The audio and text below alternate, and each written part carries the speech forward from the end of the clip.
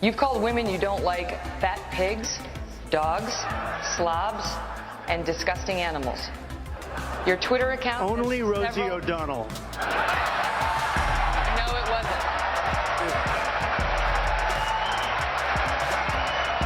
Your Twitter account...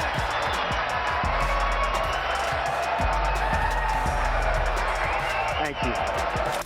So, first of all, how does it feel to outsell Rosie on Amazon.com? Well, we're killing her. My book's only out one day. It just came out, and we're killing her, so I'm very happy about that. Only because I'm competitive, but it's easy to... When Donald Trump and Rosie O'Donnell clash, it's more than just sparks. It's a cultural explosion. Their feud isn't fresh. It's a long-standing, bare-knuckled war of words that's unfolded in the public eye for years. And when Trump stepped onto the debate stage, he didn't hold back. He launched verbal grenades. Trade and at the border, we lose to everybody. And frankly, what I say, and oftentimes it's fun, it's kidding, we have a good time. What I say is what I say. And honestly, Megyn, if you don't like it, I'm sorry. I've been very nice to you, although I could probably maybe not be based on the way you have treated me, but I wouldn't do that. But you know what? We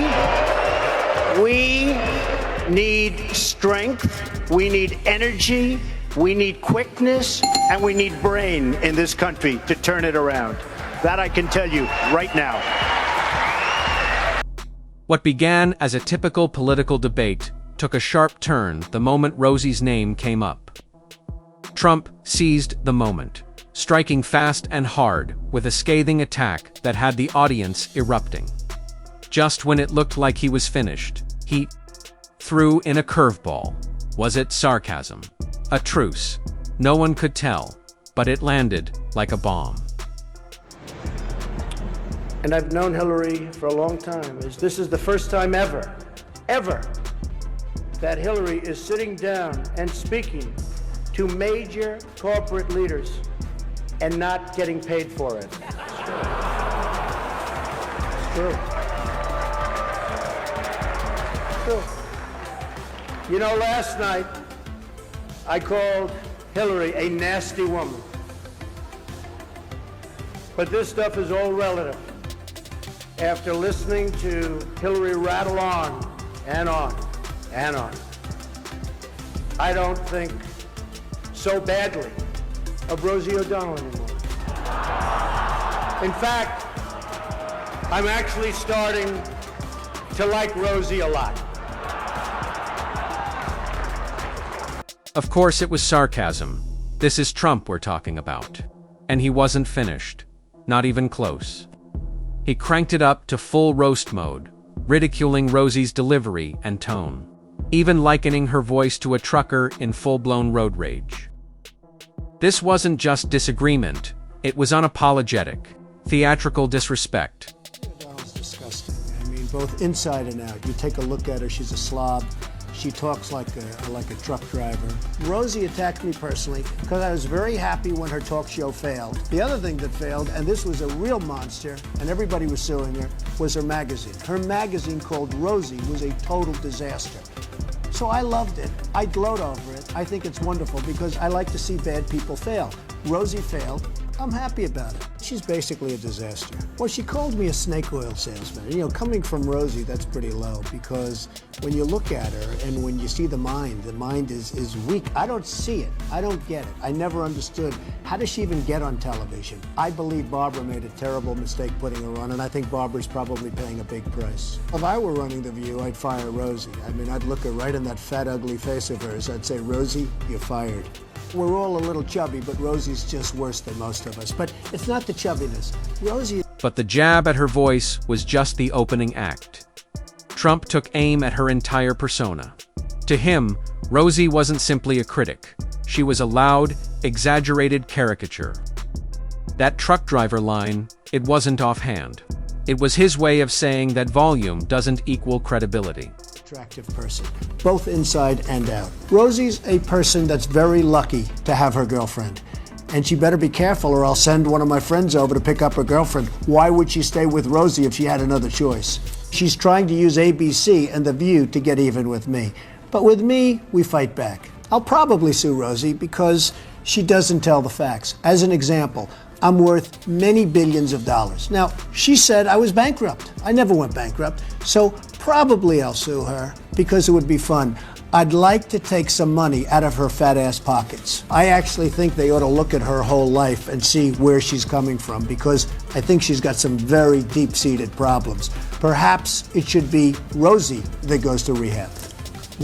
Rosie wasn't about to back down. She shot back, calling Trump the worst thing to ever happen to America. For her, this wasn't politics, it was personal. Trump wasn't just a rival. He was a one-man disaster, wrapped in a cheap suit. To the United States, and his cruelty knows no bounds. And when he is upset and humiliated and embarrassed, he has no control and he goes ape shit. Can I say that? Yeah, you just did. So, Rosie, let me ask you, what was more surprising to you? That even though you made jokes about him, that a man would go after you the way he did and call you the things he did, or that Barbara seemed to want to keep some distance from it and want you to be careful about the situation? You know, it's very interesting. I expect nothing but the lowest bar for Donald Trump. And, you know, every single day he just grants my perception of him as correct. By his actions, by his words, by his horrible Truth Social that is failing. And, you know, he is...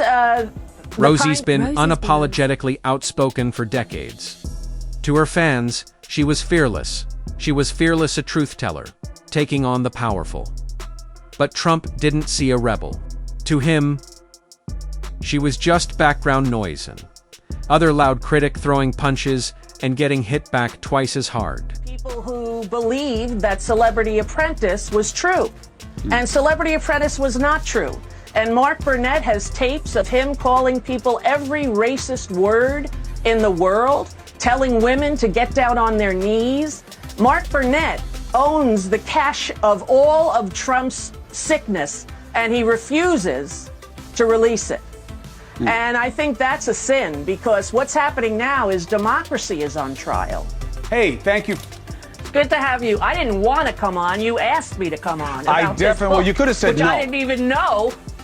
You could have said But I wouldn't say no to you, Chris. Thank I love your show and I love you, so I would never say no. Thank you. I wanted you on for perspective. You've known and felt the same way about him forever. And I'll get into the drama back then. But you say that you are not surprised by anything that's happening right now. You see it as a day that was inevitable. Why? Well, he is a cruel criminal and mentally unstable man. And Duty to Warn was a book that came out when he was first in office. Psychiatrists across the country who don't ever really diagnose people. That's classic Trump. He doesn't feud, he scorches earth. One moment, it's Rosie. The next, it's Bill O'Reilly. At one point, he even told O'Reilly to get his head examined.